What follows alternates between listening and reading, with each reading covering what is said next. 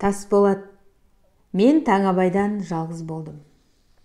Мінерлік көлік, сауарлық сиырымыз болды. Әкем шал болған соң, мен жасымнан-ақ жұмысқа кірістім. Шөп шаптым. Менің жұмыс қылғанымды қуаныш көріп, төбелері көкке екі-ақ елі тимеуші еді. Кедейдің баласы болсам да, кемпір шал еркелеткен соң, адам алаңғасарланып, әуеленіп кетеді екен. Кемпір шалды арқатану қылып, ойын күлкі сауыққа беріліп кетеді екен. Сол қалып менде болды. Болғанда мықты болды. Домбыра үйреніп, ән салдым.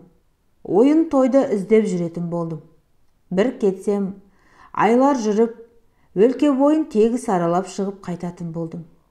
Кемпір шал ұрысуды білмеді. Қайта менің сонымды мәртебе көріп жүрді. Қанай ауылында Жүсіп деген бар еді, бай еді. Осы күні қандай екенін сен білетін боларсың. Сол Жүсіптің баласы Амандық. Берірек келген соң, мені баулып қолына ұстады. Жүрген жеріне ала жүретін болды. Мен сауыққа, қызыққа, байдың тұрмысына беріліп, үйді ұмытатынды шығардым. Кемпір шалдың қандай күйде отырғандығын ескермейтінді шығардым. Әй, иманды болғыр әкем-ай, сонда да ренжіп, маған бір ауыз қатты сөз айта білмеді-ау. Бірақ онысы маған пайда болмады. Сол бетімен кеткендіктен осындай күйге ұшырап отырмын ғой. Амандық дейтін бұқа көзденген мыртық жігіт еді. Тілін шайнап сөйлейтін, аздап бақай қулығы да бар. Көкіректік қазан бұзарлықтан да сау емес. Ойын тойда көбіне жанжал шығарып, айтқанын істетіп жүрді. Бұрыс терісіне қарамай, айтқанын біз бұлжытпай істеп жүрдік. Сол күндерді осы күні ойласам, бетім шымырлап, тұла бойым мұздап кетеді. Адамда ұят деген болмайды екен ғой. Ұятты білсек, Амандықтың айдап салғанына еліріп, ағайынға ойран салар ма едік? Амандықтың Айғанша деген келіншегі болды. Әйелдің сұлуы еді. Мен Амандықтың үйіне араласқан соң, бір жылдан кейін түсті. Амандық ұрын барғанда мен еріп бардым. Тәу көргеннен сол әйелге көңілім ауды. Елесте бойымнан кетпейтін болды. Ұйықтасам, түсімде көретін болдым. Амандық байдың баласы. Уайым қайғы көрмей еркін өскен көкірек. Ол кімнің қадірін білсін? Айғаншаның сымбатын, мінез құлқын, тәрбиесін ол көзге ілмеді. Айғаншаны көп әйелдің бірі деп санады. Ашуы келсе ұратын болды. Боқтап сөгетін болды. Айғанша ренжісе, менің жаным күйзелетін болды. Бірақ мұнымды өзімнен басқа ешкім сезген жоқ. Керек десе, Айғаншаға да сездіре білмедім. Құдайқұлдың ішінде Үкібас дегеннің ер жеткен қызы болды. Көзі үлкендей, қаны қашқан сұрғылт бетті әйел еді. Бірен-саран боз балалармен жүргені естілді. Соның несіне қызыққан білмеймін. Амандық соған сөз салды. Қыз құрып қалғыр, неге қалшаланғанын білмеймін. Жіберген адамға жауап қайтара білмепті. Амандық қыздан бетінің қайтқанын ар көрді. Қыздан өш алмақшы болды. Оқас дейтін көшірі бар еді. О да мен сияқты әумеселу жігіт еді. Қыздың киімін ұрлап әкеліңдер деп, Оқас екеумізді жұмсады. Біз қыздың бой басындағы жылтырағын ұрлап алып шығып, жер ошаққа тығып қайттық. Бұл Амандыққа ерген біздің қиямпұрыштығымыздың басы еді. Талас штат болды. Ел екі жік. Бір жағы Күржікейдің баласын қолға ұстап шықты. Екінші жағы Жүсіптің баласын көтерді. Амандық ауылнайлыққа бой ұрды. Ауыл күнде жиын, күндіз түн демей партия жию, сойылған мал, мінілген аттың есебі болмай кетті. Адам мүлде әулекіленіп, көтеріліп кетеді екен. Сол сайлау кезінде ұйқы дегенді білмедік. Амандық екеуміз екі атты жаратып мініп, күндіз түні жүрдік те отырдық. Амандық партия жиюмен бозбалашылығын қатар жүргізді. Қонған түстенген жерінде ұнамды әйел болса, соған сөз салмай кетпейтін болды. Әйелдерде бір сорлы ғой, қалай көніп қалатынын білмеймін.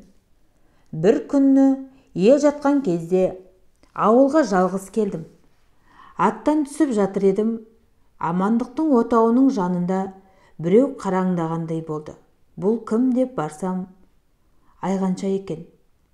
Қарсы партия жағына Амандық тісін батыруға ойлайды.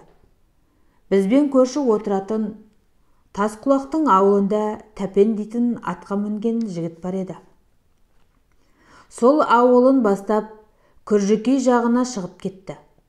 Көршілестігін айтып, Жүсіп неше рет адам салса да Тәпен ықпады. Соған ерегісіп, Амандық Тәпеннің сары бауыр атын ұрлатпақшы болды. Тағы да Оқас екеумізді жұмсады. Сойылды қарға іліп, 6 атарды қойынға тығып, ел жата екеуміз жүріп кеттік. Түн тастай қараңғы, көк жиегі бүркеу бұлт, желсіз тыншу, азнаған сармаса, әлде қайда көк жиегінде бәсеңдеу болып, күн жалтылдап тұр. Осы жүрісіміз жақсы емес. Тек Құдай жамандыққа бастамасын деп Оқас күрсінді. Еш нәрседен беті қайтпайтын қайратты Оқастың уайым айтқаны меніңше келіспей тұрды. Ойға алғанда істемеген жігіт пе деп ойладым мен. Сары бауыр атты көргенде Оқастан бұрын аттан түсіп өзім жүгендедім. Сайлау өтті. Ел қалпына келді. Амандық ауылнай болды. Тілегіміз орындалған соң біз еш нәрсені елегеніміз жоқ.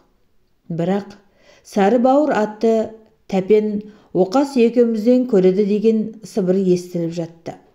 Амандық ауылнай болған соң, болыс өз партиямыздан сайланған соң, біз несіне қаймығайық, айылымызды да жиғамыз жоқ. Бір күні үйге барып отырып едім, әкем уайым айтты. Кемпір шал болдық, төрімізден көріміз жоқ. Мал көбейтіп енді бай алмаспыз. Бір шеке басты оң жақ босағама кіргізіп бер деп, әжең де мазамды алып жүр. Биыл шөп те шапқыза алғамыз жоқ. 2-3 қараның басы барда, сенің аяғыңды шырмап, міндеттен құтылсам деп отырмын деді. Не айтайын, үндегенім жоқ. Артынша 5 обадағы Сағит дегеннің қызын айттырып қайтты деп естідім. Қызы бой жеткен екен, десіп жүрді. Бірақ қандай екен деп әуестеніп оған ойым бөліне қоймады. Айғаншаның бірінші әзілі менің қалыңдығым туралы болды. Қалқамай, мінезі өзгеше еді-ау, күлімсіреп отырып, қайырлы болсын, келінді алған соң, ағаңның өнерін сен де бастап жүрме, жарамайды, обал болады деді. Соңғы сөзді айтқанда мұңайып, төмен қарап, терең ойға шомғандай болды. Содан былай екеуміз ашылып сөйлесетін болдық. Оңашада кездесуді тілейтін болдық. Осы біздікі не? Біз не қылмақшы болып жүрміз деді. Айғанша бір күні. Деді де шыдай алмай өзі күлді. Қысты күні қалыңдығымды көрмекші болып ұрын бардым. Бой жеткен екен. Қара бұжыр, мұртықтау әйел, ерні көнтектеу.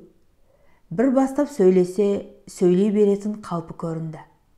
Мені бірінші көргеннен ақ ол ұнатты. Сендей жігітке кез болдым, арманым жоқ. Сенің жолыңа жаным құрбан деді. Мен елжіреп бой бермедім. Әкем айттырған соң, санап мал берген соң, амалсыз алатын сияқтандым. Жазға салам, үйге алып та келдім. Жалғасы келесі бөлімде.